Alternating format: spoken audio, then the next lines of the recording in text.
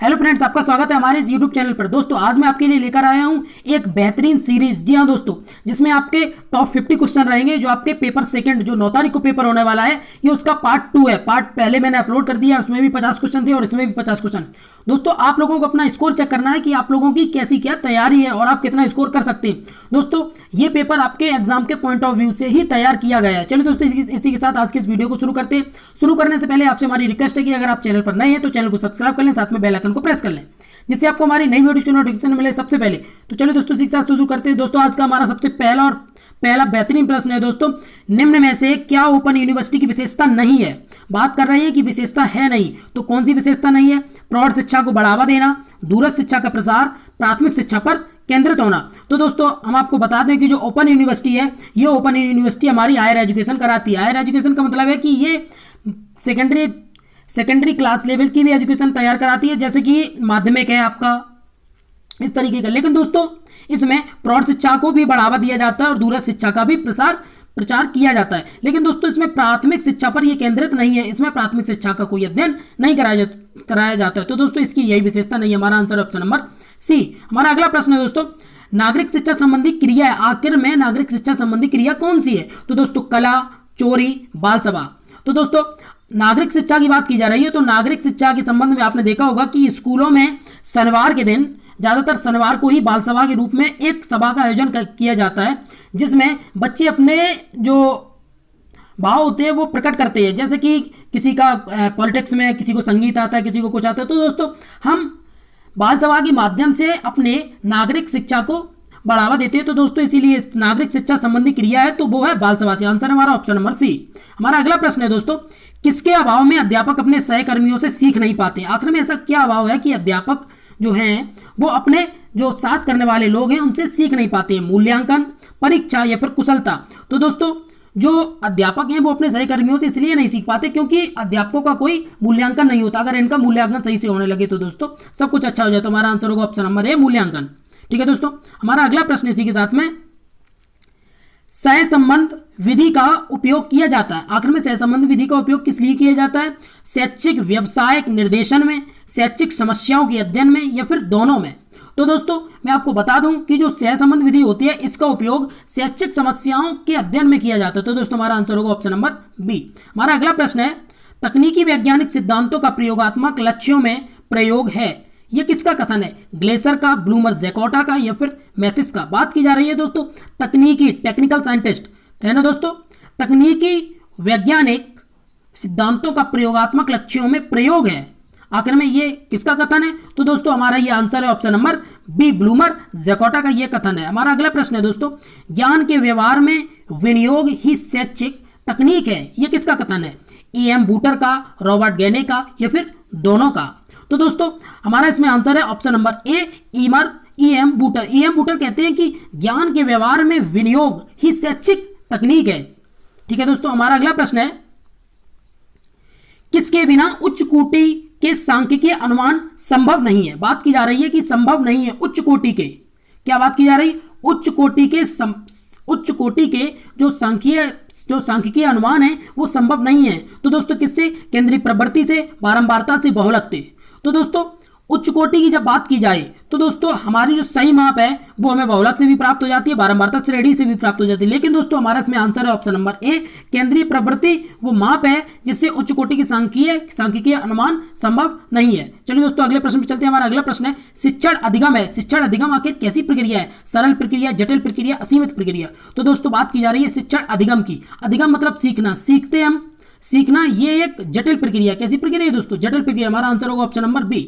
हमारा अगला प्रश्न है, शिक्षा तथा मनोविज्ञान में कार्यकरण संबंधों को समझा जा सकता है। सहसंबंध सिद्धांत से, मानक विचलन से, औसत से। बात की जा रही है दोस्तों शिक्षा तथा मनोविज्ञान में कार्यकरण संबंधों को समझा जा सकता है। आखिर में किससे समझा जा सकता है। तो दोस्तों हमारा आंसर है ऑप्शन नंबर ए, सहसंबंध सिद्धांत से। हमारा अगला प्रश्न है दोस्तों, राजश्री टंडन मुक्त विश्वविद्यालय जो दोस्तों हमारे उत्तर प्रदेश में है, ये इलाहाबाद में स्थित है। राजश्री टंडन मुक्त विश्वविद्यालय की स्थापना दोस्तों कब हुई। आखिर में इसकी स्थापना कब हुई, 2004 में, 2000 में या 1998 में। तो दोस्तों हमारा आंसर है ऑप्शन नंबर सी, 1998 में। दोस्तों मैं आपको बता दूं कि मुक्त विश्वविद्यालय की जो सबसे पहला मुक्त विश्वविद्यालय है वो दोस्तों हमारा इंदिरा गांधी वाला है जो जिसकी स्थापना सन 1985 में की गई, इग्नू। ठीक है दोस्तों, हमारा अगला प्रश्न है छात्र इंटर्नशिप के दौरान क्या तैयार करता है? साप्ताहिक डायरी, संगीत, लेख। तो दोस्तों हमारा इसमें आंसर है ऑप्शन नंबर ए, साप्ताहिक डायरी। आखिर में ये साप्ताहिक डायरी क्यों तैयार करते हैं?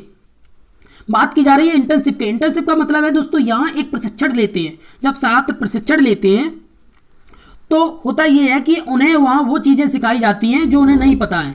जब उन्हें नहीं पता है, कोई ऐसी चीज़ अगर उनके सामने आ जाती है तो उसे वो साप्ताहिक डायरी में नोट कर लेते हैं, जिससे उन्हें इन फ्यूचर काम आए। ठीक है दोस्तों, हमारा अगला प्रश्न है आजकल हमारा उद्देश्य कैसी शिक्षा प्रदान करना है? प्रभावी शिक्षा, पूर्ण शिक्षा, जन शिक्षा। तो दोस्तों आजकल जो शिक्षा का उद्देश्य है वो दोस्तों जन शिक्षा प्रदान करना है। ठीक है दोस्तों, हमारा अगला प्रश्न है केंद्रीय माध्यमिक शिक्षा बोर्ड यानी सीबीएसई नई दिल्ली में कब एक मुक्त विश्वविद्यालय की स्थापना हुई? तो दोस्तों कब हुई? बात की जा रही है कि केंद्रीय माध्यमिक शिक्षा बोर्ड की। जब केंद्रीय माध्यमिक शिक्षा बोर्ड की स्थापना की जा रही है तो दोस्तों जाहिर सी बात है कि इसने जो पत्राचार की व्यवस्था है वो शुरू की थी, और वो शुरू कब की थी? सन 1979 में। हमारा आंसर है ऑप्शन नंबर ए।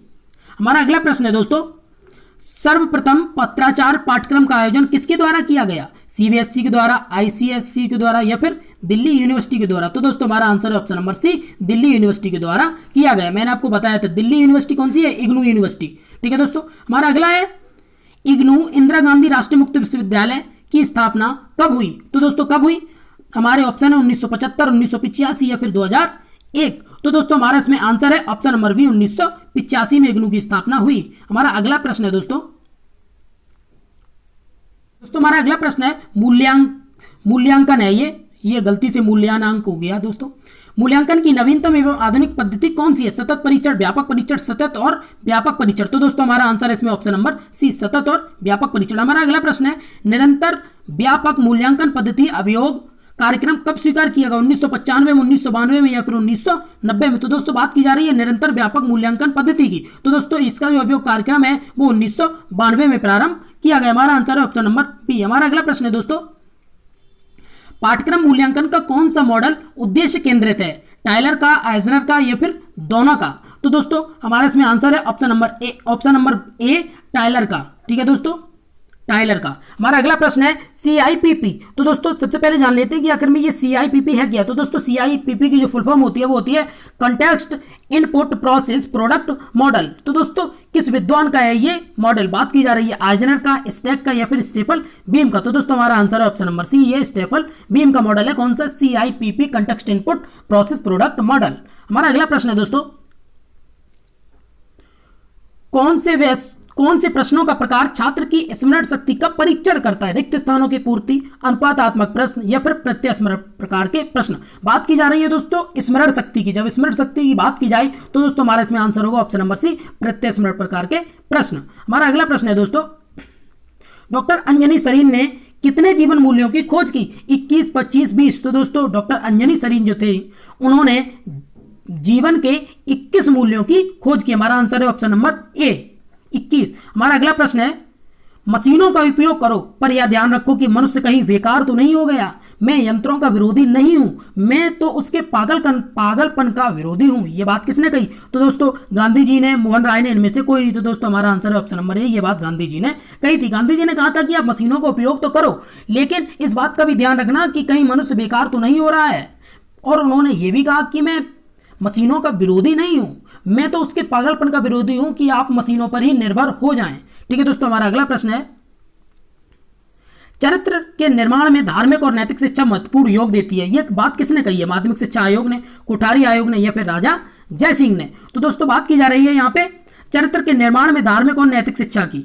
चरित्र के निर्माण में धार्मिक और नैतिक शिक्षा को महत्वपूर्ण योग देती है। तो दोस्तों क्या देती है? माध्यमिक शिक्षा आयोग हमारा। ठीक है दोस्तों, हमारा अगला प्रश्न है मनुस्मृति के अनुसार हिंदू धर्म में कितने लक्षण हैं? तो आखिर में कितने लक्षण हैं दोस्तों? हमारा 24 नंबर का प्रश्न है। तो दोस्तों इसमें आंसर होगा ऑप्शन नंबर ए, इसमें 10 लक्षण हैं। ठीक है दोस्तों, हमारा अगला प्रश्न है NCERT नई दिल्ली में कितने जीवन मूल्यों का उल्लेख है? 80, 83, 85? तो दोस्तों बात की जा रही है NCERT नई दिल्ली में जीवन मूल्यों की। तो जब जीवन मूल्यों की बात की जाए तो दोस्तों हमारा आंसर होगा ऑप्शन नंबर बी, 83 मूल्य हैं। हमारा अगला प्रश्न है दोस्तों राष्ट्रीय एकता को विकसित कर सकती है। क्या विकसित कर सकती है? जनता, समाजवाद या फिर शिक्षा। बात की जा रही है दोस्तों राष्ट्रीय एकता, आखिर में राष्ट्रीय एकता की भावना लोगों के अंदर कैसे आएगी? तो दोस्तों वो आएगी हमारी शिक्षा से। हमारा आंसर है ऑप्शन नंबर सी, शिक्षा से। हमारा अगला प्रश्न है पाठ्यपुस्तक ज्ञान, भावनाओं, क्रियाओं तथा प्रवृत्तियों का संपूर्ण योग है। यह किसका कथन है? ये बात किसने कही? डगलस ने, बेकन ने या फिर हैरोलेकर ने? तो दोस्तों हमारा इसमें आंसर है ऑप्शन नंबर सी, हैरोलेकर ने ये बात कही। हमारा अगला प्रश्न है दोस्तों पाठ्यपुस्तकों को कितने भागों में विभाजित किया जा सकता है? 3, 4, 5। तो दोस्तों हमारा इसमें आंसर है ऑप्शन नंबर ए, 3 भागों में विभाजित किया जा सकता है। हमारा अगला प्रश्न है प्रशिक्षण मनोविज्ञान के समर्थक हैं ग्लेसर, स्किन तथा हेले या फिर सभी? तो दोस्तों यहाँ पे प्रशिक्षण मनोविज्ञान के जो समर्थक हैं वो हमारे हैं स्किनर तथा हेले। हमारा आंसर है ऑप्शन नंबर बी। हमारा अगला प्रश्न है दोस्तों राष्ट्रीय चेतना भावना पहचान के लिए आवश्यक है। क्या आवश्यक है? शिक्षा, व्यवहार या फिर निरक्षरता? तो दोस्तों बात की जा रही है राष्ट्रीय चेतना की भावना की पहचान की, इसके लिए क्या आवश्यक है? तो दोस्तों इसके लिए हमारी एजुकेशन आवश्यक है, यानी कि शिक्षा। हमारा आंसर होगा ऑप्शन नंबर ए। हमारा अगला प्रश्न है शिक्षा को किस प्रकार की भूमिका एक साथ निभानी पड़ती है? परंपरा संरक्षण, गतिशीलता, दोनों? तो दोस्तों परंपरा संरक्षण की भी और गतिशीलता यानी कि जो उसकी क्षमता है वो कैसी रहे, उसकी जो गति है वो कैसी रहे? तो दोस्तों हमारा आंसर होगा ऑप्शन नंबर सी, दोनों। हमारा अगला प्रश्न है दोस्तों शैक्षिक तकनीक शब्द का सर्वप्रथम प्रयोग किसने किया? जॉन्स ब्रेन मोर 1967 ने या फिर गोल्डरोड 1967 ने? इनमें से कोई नहीं। तो दोस्तों यहां पे हमारा आंसर है ऑप्शन नंबर ए, जॉन्स ब्रेन मोर 1967 ने शैक्षिक तकनीक का सर्वप्रथम प्रयोग किया था। हमारा अगला प्रश्न है दोस्तों शैक्षिक तकनीक का शिक्षण मशीन के रूप में सर्वप्रथम प्रयोग किसने किया? स्किनर ने, सिडनी एल प्रेसे ने या फिर दोनों ने? तो दोस्तों हमारा आंसर है option number B, Sidney L Pressey ने। हमारा अगला प्रश्न है दोस्तों सिल्वरमैन ने हार्डवेयर को क्या कहा है?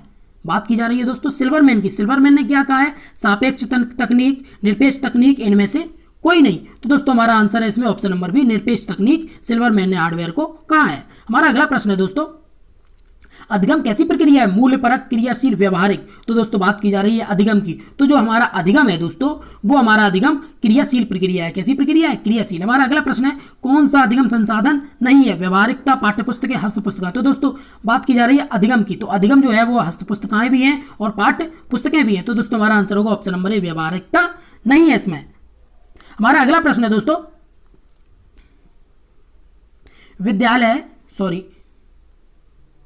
विद्यालय पाठ्यचर्या समाज की परंपराओं, पर्यावरण एवं आदर्शों की प्रतिछाया है। ये बात किसने कही है? रॉबर्ट ने, डंकन ने या फिर सयादेन ने? दोस्तों हमारा क्वेश्चन नंबर 37 है। 37 का दोस्तों जो आंसर है वो हमारा ऑप्शन नंबर बी, डंकन ने यह बात कही है कि विद्यालय पाठ्यचर्या समाज की परंपराओं, पर्यावरण एवं आदर्शों की प्रतिछाया है। हमारा अगला प्रश्न है दोस्तों पाठ्यक्रम निर्माण का सिद्धांत है रुचि का सिद्धांत, उपयोगिता का सिद्धांत या फिर सभी? तो दोस्तों हमारा आंसर है ऑप्शन नंबर सी, ये दोनों सी सिद्धांत पाठ्यक्रम निर्माण के सिद्धांत है। हमारा अगला प्रश्न है दोस्तों विषय केंद्रित पाठ्यक्रम का अन्य नाम क्या है? यह क्वेश्चन बहुत ही ज्यादा दोस्तों पूछा जाएगा मेरे हिसाब से, तो आपके एग्जाम में आना ही चाहिए। पुस्तक केंद्रित, अध्यापक केंद्रित या फिर छात्र केंद्रित? तो दोस्तों हमारा आंसर है इसमें ऑप्शन नंबर ए, पुस्तक केंद्रित पाठ्यक्रम है विषय केंद्रित पाठ्यक्रम का अन्य नाम। हमारा अगला प्रश्न है कौन सी सामग्री बालकों को सीखने के लिए राजमार्ग का कार्य करती है? बात की जा रही है दोस्तों राजमार्ग की, पाठ्यपुस्तकें या फिर देख सुनकर सीखना या फिर शोध पत्र? तो दोस्तों हमारा आंसर है ऑप्शन नंबर बी, देख सुनकर सीखना राजमार्ग का कार्य करती हैं। हमारा अगला प्रश्न है दोस्तों डीके व्हीलर के अनुसार पाठ्यक्रम की संरचना प्रक्रिया होती है वृत्ताकार, आयताकार या फिर सीधी? तो दोस्तों हमारा आंसर है ऑप्शन नंबर ए, वृत्ताकार होती है। दोस्तों हमारा अगला प्रश्न है पाठ्यक्रम के उद्देश्य कितने प्रकार की होती है? विशिष्ट, सामान्य, दोनों? तो दोस्तों पाठ्यक्रम के जो प्रकार हैं वो दोनों होते हैं, पाठ्यक्रम के उद्देश्य के दोनों, विशिष्ट और सामान्य। हमारा अगला प्रश्न है दोस्तों क्वेश्चन नंबर 43 है हमारा पाठ्यक्रम के उद्देश्य कितने प्रकार के होते हैं? तो दोस्तों ये क्वेश्चन 2 बार रिपीट हो गया, तो दोस्तों इसका भी आंसर दोनों होगा। हमारा अगला प्रश्न है शैक्षिक उद्देश्य की प्रकृति कैसी होती है? दार्शनिक, व्यापक या फिर व्यवहारिक? तो दोस्तों बात की जा रही है यहाँ शैक्षिक उद्देश्य की। तो शैक्षिक उद्देश्य में दोस्तों व्यापक तो नहीं हो सकती, ना व्यापक हो सकती, ना व्यवहारिक हो सकती। तो दोस्तों हमारा आंसर है ऑप्शन नंबर ए, दार्शनिक प्रकृति हो सकती है, होगी। हमारा अगला प्रश्न है अन्वेषण विधि के जन्मदाता हैं आर्मस्ट्रॉन्ग, स्मिथ या फिर दोनों? Question number 45। तो दोस्तों अन्वेषण विधि के जो जन्मदाता हैं वो हमारे आर्मस्ट्रॉन्ग। हमारा आंसर है ऑप्शन नंबर ए। हमारा अगला प्रश्न है शिक्षण के स्तर होते हैं ज्ञान स्तर, बोध स्तर या फिर दोनों? तो दोस्तों हमारा आंसर है ऑप्शन नंबर सी, दोनों होते हैं, ज्ञान स्तर और बोध स्तर। दोस्तों हमारा अगला प्रश्न है मैथमेटिक्स शब्द का क्या अर्थ है तथा इसमें सीखने की दिशा कैसी होती है, कठिन से सरल या फिर प्रदर्शन होता है इसमें सरल से कठिन। तो दोस्तों हमारा आंसर है इसमें ऑप्शन नंबर बी, सरल से कठिन। हमारा अगला प्रश्न है दोस्तों, चिल्ड्रन बुक ट्रस्ट की स्थापना आखिर कब हुई? चिल्ड्रन बुक ट्रस्ट की बात की जा रही है 1950 में, 1957 में, 1960 में। तो दोस्तों हमारा आंसर है इसमें ऑप्शन नंबर बी, 1957 में। हमारा अगला प्रश्न है दोस्तों, जॉन डीवी के अनुसार बालक की स्वाभाविक रुचियों की संख्या होती है, कितनी होती है? 6, 3, 2, कितनी होती है? तो दोस्तों हमारा आंसर है ऑप्शन नंबर बी, 3 होती है। हमारा अगला प्रश्न है दोस्तों, अगला और लास्ट प्रश्न है, कौन सा आधार बालक को केंद्र मानकर पाठ्यक्रम का निर्धारण करता है? वैज्ञानिक, मनोवैज्ञानिक या फिर आदर्शवाद? तो दोस्तों हमारा आंसर है ऑप्शन नंबर बी, मनोवैज्ञानिक। दोस्तों आपको हमारा वीडियो कैसा लगा हमें आप कमेंट सेक्शन में जरूर बताएं। दोस्तों अगर आपने वीडियो को लाइक नहीं किया तो लाइक कर दीजिए, चैनल को सब्सक्राइब नहीं किया तो सब्सक्राइब कर दीजिए, क्योंकि ऐसे ही वीडियो हम आपके लिए लाते रहेंगे। चलिए दोस्तों इसी के साथ आज की इस वीडियो को समाप्त करते हैं, बहुत जल्दी मिलते हैं नेक्स्ट वीडियो में, तब तक के लिए बाय बाय, टेक केयर।